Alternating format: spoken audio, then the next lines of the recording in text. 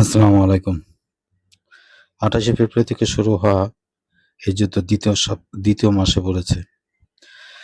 চলমান যুদ্ধে বেশ কয়েকটি আপডেট এসেছে। প্রথমে বলতে চাই, সৌদি আরবের বিন সালমান আমেরিকার অপমানের পর যুক্তরাষ্ট্রের সাথে প্রতিরক্ষা চুক্তি বাতিল করেছেন এবং আমেরিকাকে না জানিয়ে ইউরোপের সাথে প্রতিরক্ষা চুক্তি করেছেন।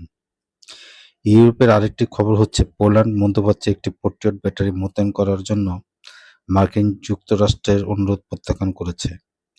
তারা বলেছে এটি নেটোর পূর্ব দিকে পোল্যান্ডের আকাশসীমা রক্ষার জন্য মনোনিবেশ করা হয়েছে।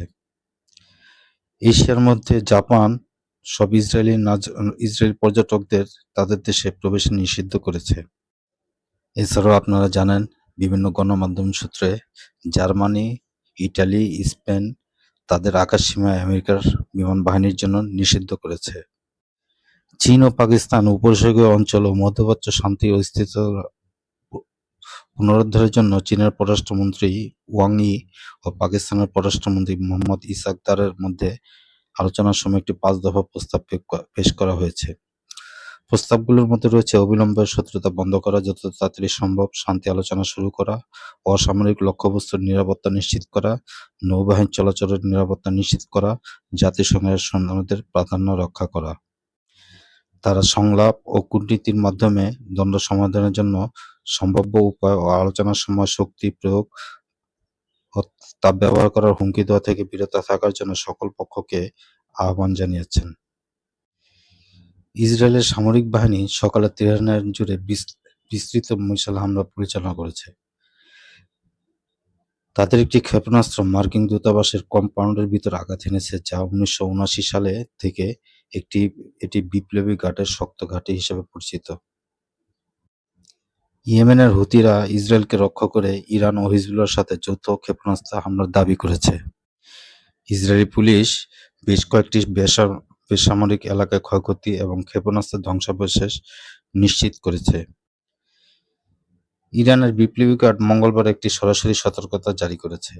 তারা বলছে, আমেরিকার ১৮টি প্রধান প্রযুক্তি সংস্থা আপেল, গুগল, মেটা সহ আজ রাত ৮টা থেকে তারা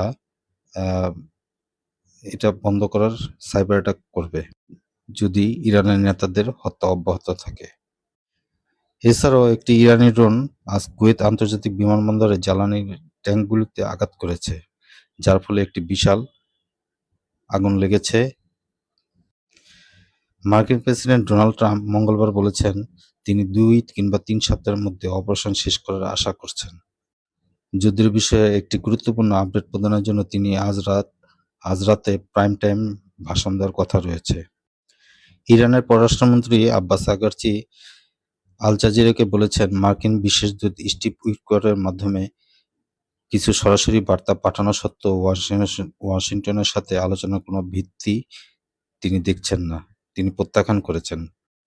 ফিলিপাইনের মতো দেশগুলো জাতীয় জ্বালানি জরুরি অবস্থা ঘোষণা করেছে, কারণ তারা ইরানের রপ্তানি ব্যাহত হওয়ার পর থেকে জ্বালানির বিকল্প খুঁজতে চলছে। আপনারা জানেন, যুদ্ধের সূচনা হয়েছিল মার্কিন ইসরায়েল বিমান অভিযানের মাধ্যমে, যার ফলশ্রুতিতে সুপ্রিম লিডার আলী খামেনিকে হত্যা করা হয়েছে।